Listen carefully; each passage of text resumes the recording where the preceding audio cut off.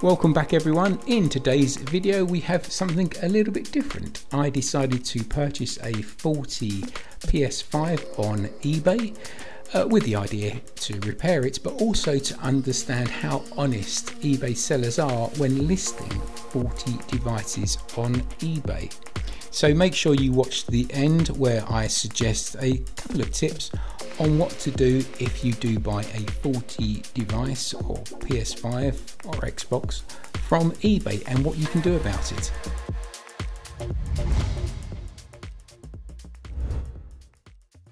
So as I say, if we plug this PS5 in,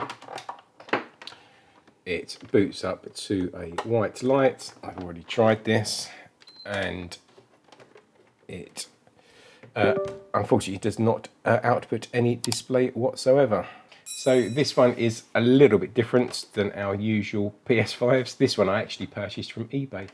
I saw it listed and it was really cheap, so I thought, why not? I will buy it from eBay and see if we can make some money from it buying on eBay. Now the listing states that the console's HDMI port is not working, which we've just seen.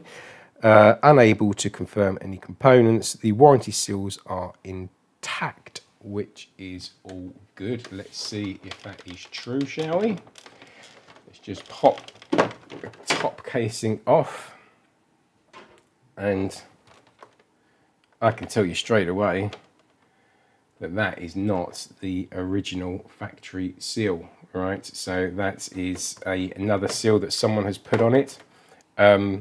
And this is the thing with buying things from eBay, right?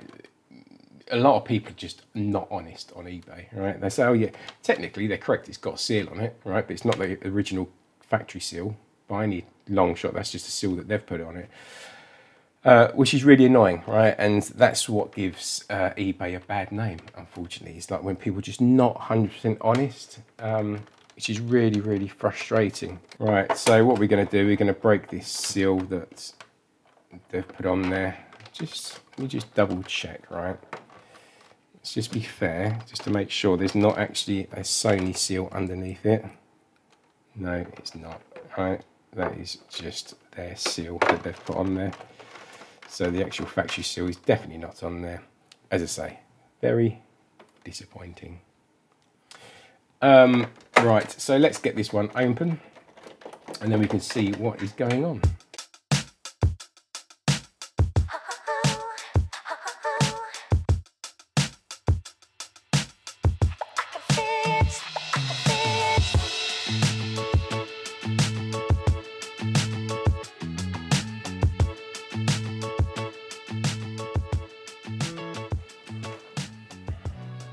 Right, so motherboard out, and now it gives us a chance to check over what is going on. As you saw when I was taking it apart, all those white little labels which hold the Wi-Fi antenna down, they were broken, so this has definitely been opened before. Right, let's have a look under the microscope at the HDMI port. Right, so here we are under the microscope, and as you can see straight away, someone has attempted a repair to the HDMI port. So it looks like the seller was truthful about the fault, but unfortunately not truthful about the warranty seal. Anyhow, so what looks to have happened is that looks like the original HDMI port. I can't see, so look underneath a minute. Yeah, that's original, right? So I think what someone's done is they've just come in and just put a load of solder across those pins. It must have had an issue with the HDMI port previously, and they've also knocked off that smoothing capacitor by pins 17 and 18. So we need to replace that. That cap needs to go back on. So what we're going to do, we are going to replace this. Let's get this one off and then just put a fresh, brand new HDMI port on there. As I say, this one looks like the original purely because you're looking at the underside of it. One, this gasket's still on. Normally that melts, right, if you're changing it, if you don't remove it out of the way. And then two, these pads on this side all look original. Anyhow, let's get that replaced. Right, so the way to get it replaced is we're going to simply come in with some flux, and we are going to soak the whole area with some leaded solder. I like to do it this way, it just gives it a little bit, it makes it a little bit easier for it to come off the board. Come in with our soldering iron. We haven't got to worry about that cap on the right hand side because that's already missing. It's already got solder on there by the looks of things, but let's just add a little bit more. Normally you'd have to be careful on this side of the HDMI port because of that cap, but as I say, it's missing, that we will replace in a minute. So load of solder, let's put some solder this side as well on the leg, give that a helping hand, and this side as well, just to try and give them a helping hand as much as possible. And then we're going to flip the board over like so, and then come in with some leaded solder on these pads here. Okay, so now what that's done is just put that leaded solder throughout the HDMI port. So now when we come in with the heat gun, it will be easier for us to remove. All right, so we'll do this under the microscope so you can see, hopefully. Try and get you in a bit of focus though. Right, now my nozzle on my heat gun is one of my wider nozzles, so the heat spreads nicely across the entire port as we're taking it off.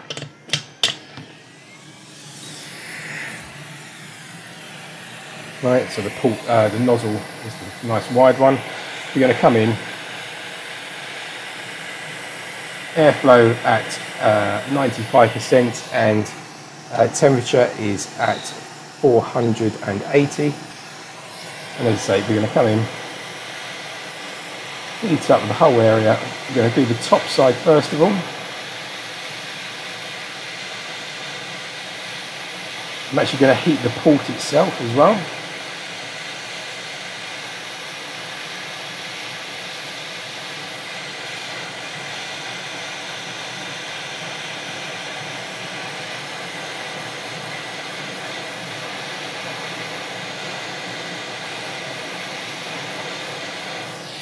We will flip the board over,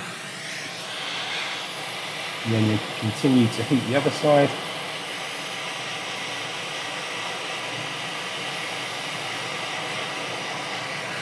And then eventually what we'll find is the HDMI port will start to drop.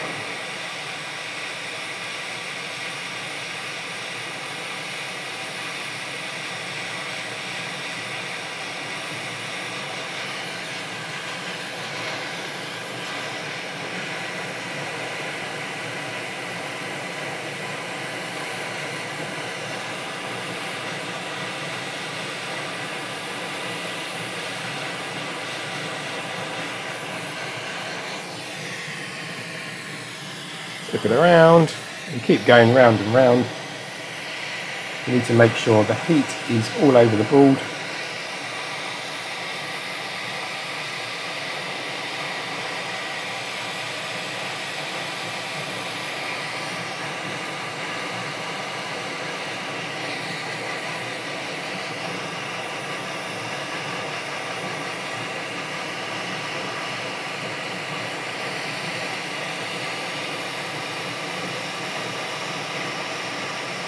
And then when it's ready, we are literally just going to lift off the port from the board.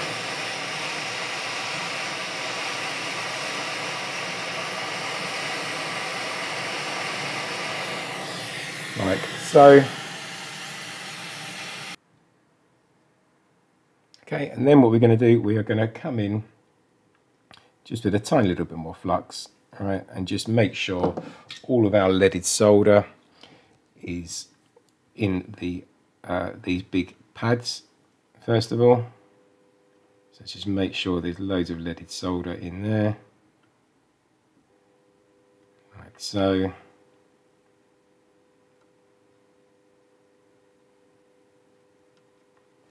we will get a thinner nose soldering iron and just go across the pads for the HDMI ports as well.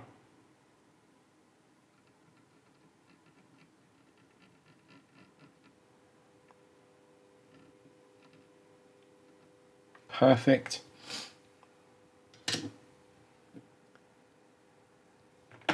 Come in with a cotton bud quickly, just give it a bit of a clean up. First things first, we want to replace that capacitor. So these are tiny and very fiddly.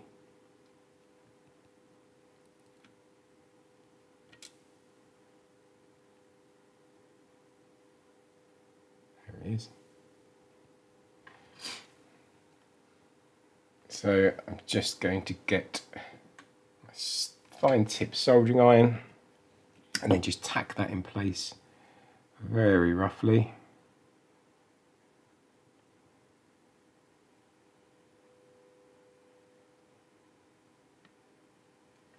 Just give it a little bit of flux to help it.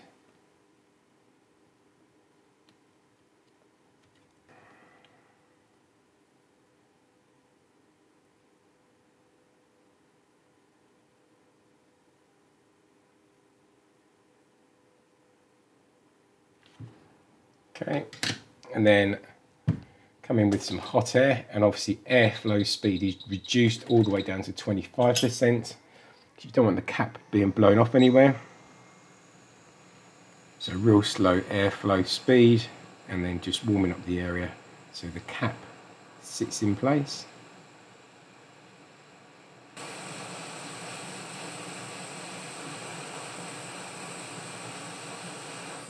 Like so. And then what we're going to do is change the nozzle on our heat gun and then warm up the whole area, including the pads, and then come in and drop in our new HDMI ports. But before we do that, what we're going to do is just very quickly tin the new legs on the new HDMI ports. I find it doing this is a lot easier. Right, the HDMI ports then solders much better to the motherboard. So again, a little bit of flux. Come in with your fine tip soldering iron and then just gently just touch each leg. You get a bridge, we can sort that out in a minute. Like so. Just remove that bridge there.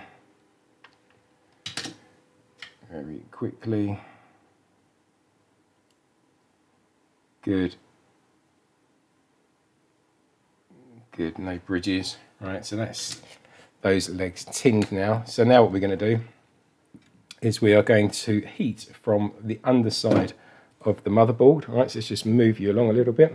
Right, so what we're going to do is we've got a motherboard over the side of the desk. We're going to heat with a hot air gun from underneath, right, and then we're going to come in and then drop in our HDMI ports once the solder has melted. Right, so I've now got no nozzle on the heat gun. Airflow is now 100%. We're just going to warm up the entire area from underneath the board. Right, so eventually what you'll see is the solder starts to melt. Just make sure it melts on both sides. And we literally come in with our HDMI port and hold it there for a few seconds. And then you can remove the tweezers. Right, let's spin it round and see if our pins are aligned. So let's check quickly, let's have a look, see if the pins are nice and lined up. Yes, I do believe they look nice and lined up and connected as well.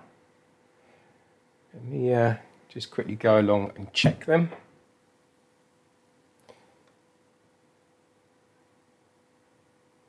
Yep, they all look good.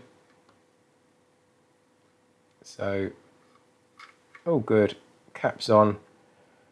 Could probably do with a little bit more solder in these legs. I will add that in a moment. Yeah, just quickly check the other side. Yep, solder's all the way through, but I will add a little bit more solder to these in a moment, but let me just get most of the flux cleared up first of all. Right, so there we go, the area cleaned up and the additional solder now in those legs. We look all good. Right, let's put this back together and give everything a good test.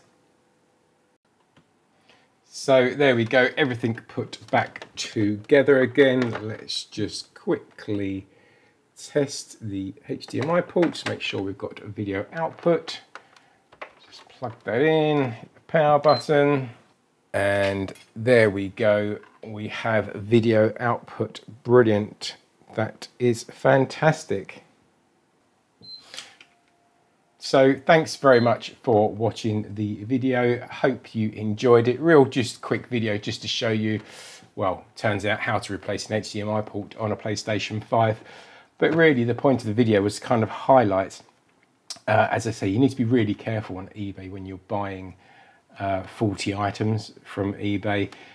You know, some listings are not always very truthful, and in this case, although yes, it had a seal on there, it wasn't actually the factory seal. So as I say, on eBay, you sometimes get people who are not being very honest. So do be careful when you're buying anything faulty on eBay. And don't forget, you can always return it as well. If there's something which is not as described, you can return that, even if they list it as sold as seen or no returns. Doesn't matter, you've got full rights to return it. Anyhow, thanks very much for watching the video. Hope you did enjoy it. If you did, please consider giving us a thumbs up and subscribing to the channel. It really does help us out. Please take care of yourselves. See you again soon next week. Bye bye for now.